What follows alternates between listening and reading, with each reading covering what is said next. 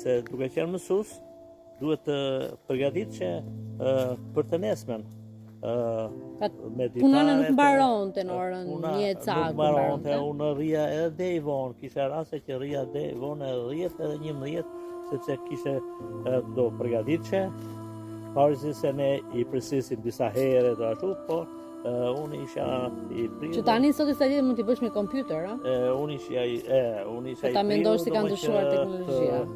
Lexoja më shumë e libra jashtë klase, domethënë që si tu plotsoja më shumë dëshirat dhe qefet e nxënësve të mi, tu jepja maksimumin që dija vetë. Por kjo të linte në pak kohë për neve. Unë nuk mbaj mend të kemi luajtur me ty apo me mamin. Nuk kemi lozur, nuk kemi bërë, do me fëmijët. Dini për jashtë edhe lozin vetë. Dini lozin me shoqëri. Kur triste mami, hajtë se u bëvon.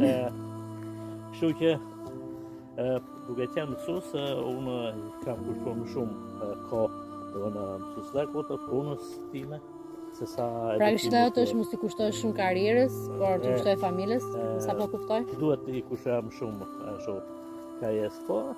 Po prap mendoj që ai motivimi i shkollimit jot më ka bërë të jem ku jam, sepse edhe kur s'donim, na ngritë babi di dielë thoshte ke mësuar mësimin për nesër? Hajde ma thuaj mua një. Hajde ma thuaj, neve nga 7 apo po.